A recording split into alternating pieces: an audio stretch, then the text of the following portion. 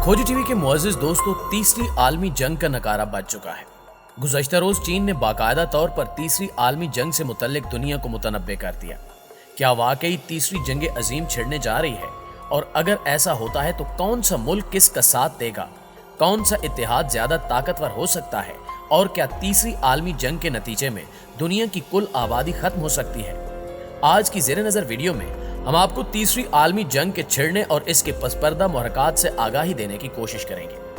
पाकिस्तान, चीन, अमेरिका, रूस, इसराइल और दीगर ताकतें तीसरी आलमी जंग में क्या किरदार अदा कर सकती हैं, ये जानने के लिए इस कीमती और इंतहाई अहम वीडियो को शुरू से लेकर आखिर तक जरूर देखिएगा, ताकि आपको मुस्तकबिल करीब के मुतवक्के हालात मालूम हो सके। तो आइए चलकर मौजू पर रोशनी डालते हैं। दोस्तों, आलमी जंग ये लफ्ज अपने आप में कई तरह की हौलनाकियों की दास्तान समेटे हुए है। और अगर बात की जाए आज के मौजूदा जदीद तरीन एटमी दौर की, तो इस लफ्ज का दूसरा मतलब है पूरी इंसानियत की तबाही। और यकीनन इस अमले बद की ख्वाहिश को जी शऊर इंसान नहीं कर सकता। तहम कहा जाता है कि जंग एक मामूली सी गलती से शुरू होकर बड़े नुकसान का पेशखेमा साबित होती है, और ऐसा ही कुछ मौजूदा हालात के पेश नजर देखा जा रहा है। अफसोसनाक खबर यह है कि चीन ने बाकायदा तौर पर तीसरी आलमी जंग से दुनिया को मुतनब्बे कर दिया है, जिसके बाद आलमी सियासत में एक तूफान बर्पा हो चुका है। दुनिया इस वक्त दो हिस्सों में बटी हुई है और दो ग्रुप्स ताकत के हसूल और मुआशी तरक्की की आड़ में आमने सामने हैं, और ये अमल भी तीसरी आलमी जंग को हवा देने की जदोजहद में है। ताज़ा खबर यह है कि ताइवान की फिजाई हदूद में सैकड़ों लड़ाका तैयारे भेजने के बाद चीन ने दुनिया को तीसरी आलमी जंग से मुतल्लिक मुतनब्बे कर दिया है। मेल ऑनलाइन के मुताबिक चीन के हुकूमती हिमायत याफ्ता अखबार ग्लोबल टाइम्स ने अपने एक आर्टिकल में अमेरिका और दीगर इत्तेहादी ममालिक मुतनब्बे करते हुए कहा है कि ताइवान आग से खेल रहा है और इन ममालिक की तरफ से इसकी पुष्ट पनाही तीसरी आलमी जंग का पेशखेमा साबित हो सकती है। आर्टिकल में अखबार की तरफ से अमेरिका और ताइवान के माबैन होने वाले एक खुफिया मुआहदे का जिक्र करते हुए कहा गया कि यह मुआहदा चीन की खुदमुख्तारी को चैलेंज करने के मुतरादिफ है, और इस मुआहदे के बाद सूरत हाल तसादुम के इंतहाई करीब पहुंच चुकी है, जहां से वापसी शायद इंतहाई मुश्किल साबित होगी। दोस्तों, इस ताज़ा रिपोर्ट के मुताबिक हालिया दिनों में अमेरिकी सदर जो बाइडन ने व्हाइट हाउस में सहाफियों से गुफ्तगू करते हुए बताया कि उन्होंने ताइवान के मामले पर चीनी हम मनसब के साथ टेलीफोनिक गुफ्तगू की है और हमारे दरमियान इत्तेफाक हुआ है कि हम ताइवान मुआहदे की पासदारी करेंगे। तहम 9 सितंबर को होने वाली इस गुफ्तगू के दौरान दोनों रहनुमाओं के दरमियान क्या मुआहदा तय पाया, इसकी तफसील ताहाल सामने नहीं आ सकी।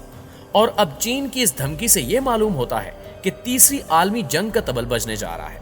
इसके अलावा अगर आलमी हालात पर निगाह दौड़ाई जाए तो ये बात भी खुलकर वाज़ेह होती है कि मशरिक़ वुस्ता के बिगड़े हालात भी किसी बड़ी जंग का पेशखेमा साबित हो सकते हैं। बिलखसूस पाकिस्तान, भारत और इसराइल जैसी एटमी ताकतों के माबैन जारी कशीदगी बड़ी जंग में बदल सकती है।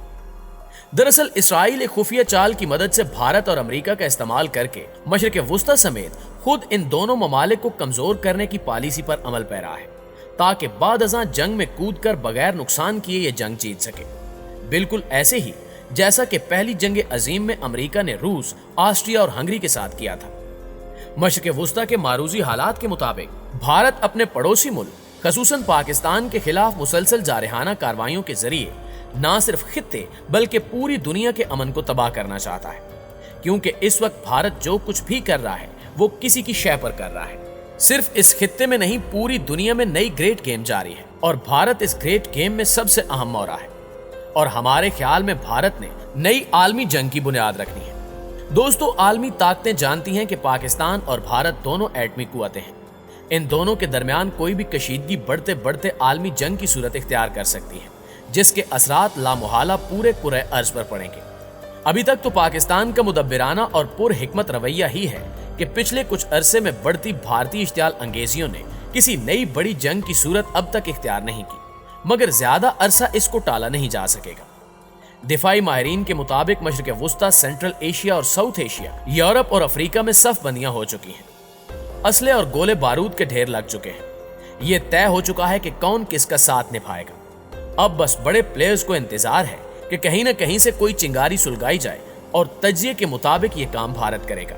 और जैसे ही भारत इस चिंगारी को सुलगाएगा, बड़े बड़े प्लेयर्स इसमें कूदते चले जाएंगे। ये तो अब सबको नजर आने लगा है कि दुनिया में एक पावर ब्लॉक नहीं रहा। عالمی سطح پر بھی اور علاقائی سطح پر بھی نئے اتحاد تشکیل پا چکے ہیں اور ان اتحادوں کے خد و خال ظاہر بھی ہونے لگے ہیں۔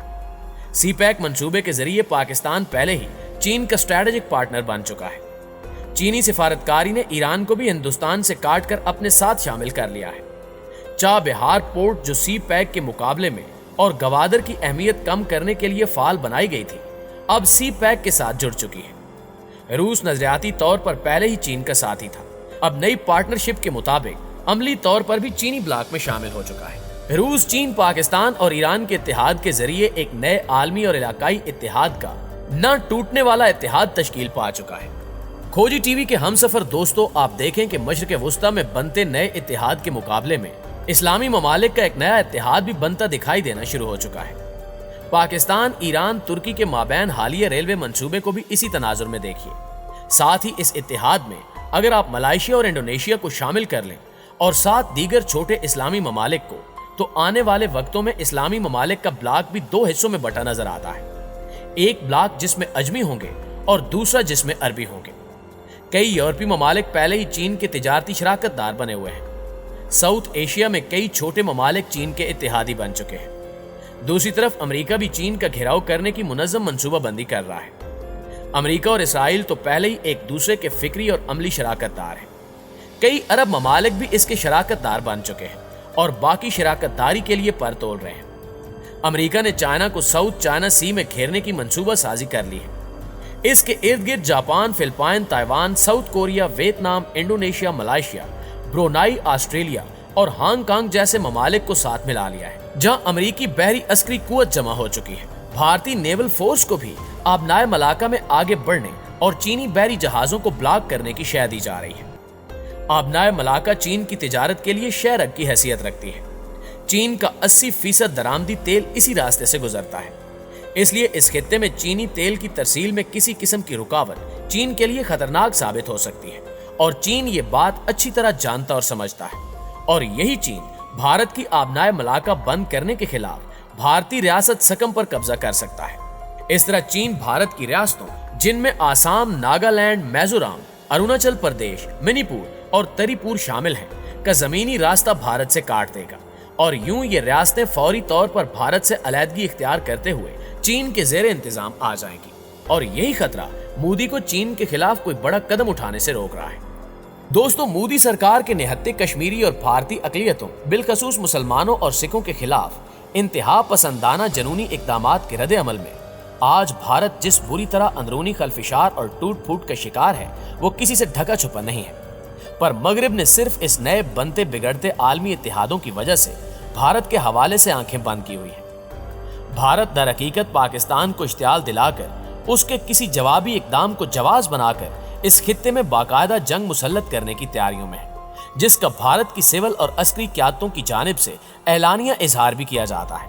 مودی کے اقتدار کے پہلے دن سے آج تک بھارت نے کنٹرول لائن پر پاکستان کے ساتھ سرحدی کشیدگی میں کمی نہیں آنے دی، اور اس نے تقریباً روزانہ کی بنیادوں پر پاکستان کے خلاف اشتعال انگیزیوں کا سلسلہ جاری رکھا ہوا ہے، جو مودی سرکار کے پاکستان کی سلامتی کمزور کرنے کے ایجنڈے کے عین مطابق ہے۔ اس وقت صرف پاک فوج ہی نہیں بلکہ عام پاکستانی بھی بھارتی فوج کو پاکستان کے خلاف کسی بھی جارحیت اور مہم جوئی پر منہ توڑ جواب دینے کے لیے تیار ہے، کیونکہ ہم تو غزوہ ہند کی بشارت ہے اور اس میں شامل ہونا ہر مسلمان کی خواہش ہے۔ لداخ میں چین کی موجودگی اور فوجی نوعیت کی تعمیرات کو دیکھتے ہوئے اس بات کا قوی امکان نظر آ رہا ہے کہ چین بھی اپنا عسکری بازو آزمانے اور دکھانے کے لیے پرعزم ہے۔ اس ضمن میں بھارت نے خطے میں تبت کارڈ کھیلنے کے لیے دلائی لاما کو استعمال کرنے کا فیصلہ کیا ہے۔ دلائی لاما کو پوری دنیا میں پھرایا جائے گا تاکہ چین کے خلاف پراپوگنڈا کیا جا سکے، اقوام متحدہ میں بھی لے جایا جائے گا، اس کی ہر جگہ پشت پناہی کی جائے گی تاکہ چین کی سبکی ہو۔